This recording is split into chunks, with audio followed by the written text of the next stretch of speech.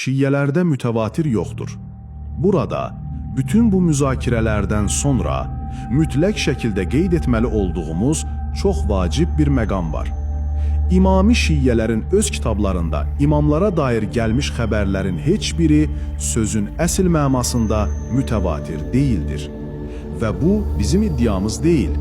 Bu şii alimləri arasında ən parlaq ulduzdan biri hesab olunan Şeyx Əl-Mufidin özünün etirafıdır. O, müxaliflərin etirazını nəql edərək yazır. Əgər kimsə desə ki, imamilərin rəvayət etdikləri naslar uydurmadır və bu barədə gəlmiş xəbərlər sadəcə əhəddir, yəni tək-tək fərdlərdən gələn rəvayətlərdir, onlara belə deyilər.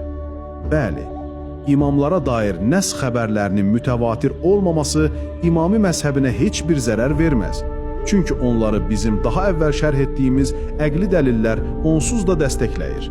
Əl-Mufidin bu sözlərinin mənası çox aydındır. O, açıqca etiraf edir ki, bəli, bizim rəvayətlərimiz mütəvatir deyil.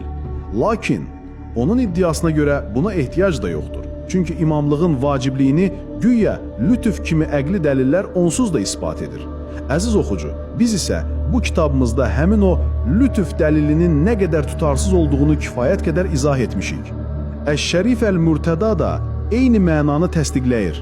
O deyir, bizə görə imamların mövcudluğunun vacibliyini ispat edən dəlil mütəvatir xəbər deyil. Əksinə, bunun dəlili aqıl və əqli dəlillərdir.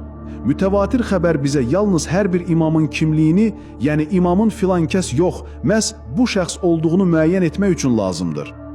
Beləliklə, onların ən böyük alimlərinə görə imamət konsepsiyasının özünü ispat etmək üçün nə Qur'anda bir dəlilə, nə də mütəvatir bir xəbərə ehtiyac var. Güya ağıl onsuz da bunu tələb edir. Şeyhut Taifə Ət-Tusi isə bu mövzuda daha da maraqlı bir etiraf edir. O, müxaliflərin belə bir etirazını nəql edir. 5 vaxt namazın, orucun, zəkatın və həccin vacibliyi haqqında o qədər çox xəbər gəlib ki, bu bizdə qəti bir elm yaradır. Bəs nə üçün imamlıq haqqında bu cür qəti bir elm yoxdur? Ət-Tusi bu çox güclü suala cavab verərkən deyir. O, ibadətlər haqqındakı elmin qəti olmasının səbəbi təkcə nasların çoxluğu deyil. Səbəb budur ki, onlarla bağlı naslar böyük bir kütlənin hüzurunda deyilmişdi, onlarla hər zaman əməl olunurdu və bu xəbərləri gizlətməyə heç bir ehtiyac yox idi. Bütün bunlar isə imamətlə bağlı naslarda mövcud deyil. Gördüyümüz kimi Ət-Tusi açıqca etiraf edir ki, bəli, imamətlə bağlı dəlillər qətiyyət baxımından namaz və orucun dəlillərindən qat-qat zəifdir. Sonra da bu zəifliyi izah etmək üçün bəzi səbəblər irəli sürür. Birinci səbəb, güya imamət məsələsi böyük kütlələrin hüzurunda zikr olunmuyub. Burada təbii bir sual yaranır. Əgər imamət namazdan da daha əhəmiyyətli bir məsələdirsə, o zaman nə üçün daha böyük bir kütlənin hüzurunda öyrədilməyib? İkinci səbəb, güya Əlinin xilafəti haqqındakı xəbərlərin yayılmasının qarşısını almaq istəyən dairələr olub. Bu çox qəribə bir iddiadır. O dövrdə dövlətin, insanların danışdıqları üzərində bugünkü kimi bir senzura tətbiq etmək imkanı yox idi. Əgər minlərlə səhabə bu xəbərləri eşitmişdirsə, onların hamısını susturmaq necə mümkün ola bilərdi? Və ən əsası, əgər səhabələr Əliyə qarşı bu qədər qərəzli və nifrət dolu idilərsə, bəs niyə digər saysız hesabsız fəzilətlərini öz kitablarında özləri rəvayət ediblər? Bu məntiq başdan başa ziddiyyətlidir. Bütün bu etiraflardan sonra gəlin Əş-Şərif Əl-Mürtədanın o iddiasına qaydaq. O deyir ki, bəli, ümumilikdə imamət haqqında mütəvatir xəbər yoxdur. Lakin hər bir imamın kimliyini müəyyən edən xəbərlər mütəvatir ola bilər. Lakin şiə alimləri özləri çox gözəl bilirlər ki, heç bir şiə imamının təyinatı ilə bağlı sözün əsl mənasında mütəvatir bir xəbər mövcud deyil. Məhz buna görə də bəziləri bu iddianı belə izah etməyə çalışıblar. Güya ayrı-ayrılıqda hər bir xəbər əhəd olsa da, bütün imamlar haqqında gəlmiş bu yüzlərlə fərqli xəbərin hamısı bir araya toplandıqda ümumilikdə mütəvatir səviyyəsinə çatır. Əslində isə onların burada mütəvatir adlandırdıkları şeyin hədis elmindəki həqiqi mütəvatir anlayışı ilə heç bir əlaqəsi yoxdur.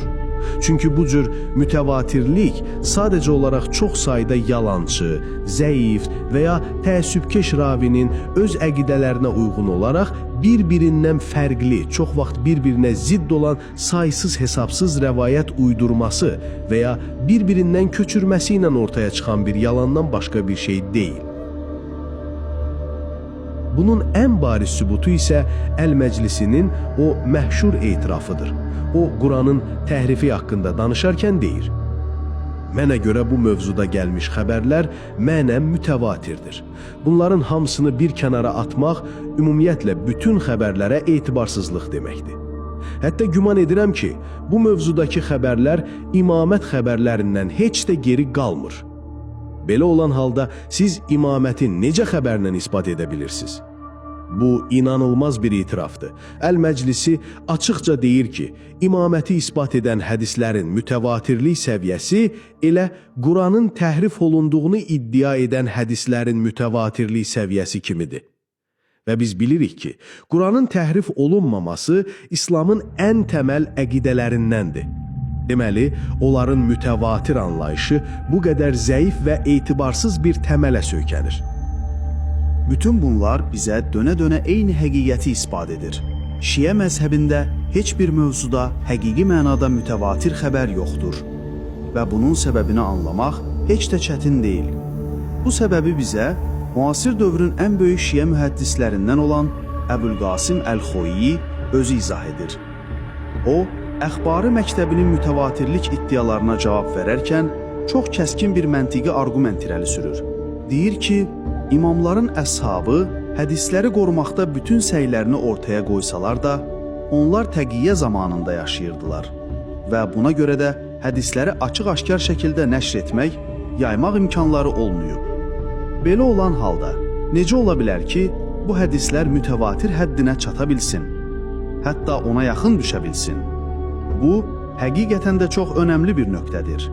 Çünki şiələrin həm imamların təqiyyə etməsinin zəruri olmasını iddia etmələri, həm də eyni zamanda onlardan mütəvatir xəbərlərin gəldiyini iddia etmələri bir-biri ilə tamamilə ziddiyyət təşkil edir.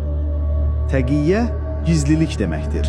Mütəvatirlik isə tam bir aşkarlıq, hər kəsin bildiyi, çox sayda insanın fərqli yollardan nəql etdiyi bir məlumat deməkdir. Yalnız ictimaiyyətə açıq dərslər verən, minlərlə insanın qarşısında xütbələr söyləyən şəxslərin sözləri mütəvatir ola bilər. Gizli fəaliyyət göstərən, sözlərini yalnız seçilmiş bir neçə nəfərə deyən birindən necə mütəvatir xəbər gələ bilər? Bu məsələnin nə qədər mürəkkəb olduğunu İmam Əl-Ğəzzali çox gözəl izah edir. O deyir ki, bəzən insanlar sadəcə məşhur olan bir xəbəri mütəvatir zənn edirlər. Lakin həqiqi mütəvatir, Quranda olduğu kimi, hər nəsildə yalan üzərində birləşməsi qeyri-mümkün olan bir kütlə tərəfindən nəql edilməlidir. Lakin, xüsusilə də məzhəb təəssübkeşliyi ortaya çıxdıqdan sonra, böyük bir kütlənin eyni bir yalanı təkrarlaması və onu özləri üçün mütəvatir hesab etməsi mümkündür. Məhz buna görə də Rafizilər Əlmin imamlığı barəsində nəssin mütəvatir olduğunu iddia edirlər. Halbuki onların müxaliflər tam əksini iddia edən xəbərlərin mütəvatir olduğunu söyləyirlər. Çünki Əli-Ğəzzalinin də dediyi kimi, Rafizilər öz yalanlarını yaymaqda və ona tabe olmaqda öz aralarında çox şiddətli bir birlik və təvafuq içindədirlər. Bu sözlər bizim bu bölümdə təqdim etdiklərimizi mükəmməl şəkildə təsdiqləyir və yekunlaşdırır.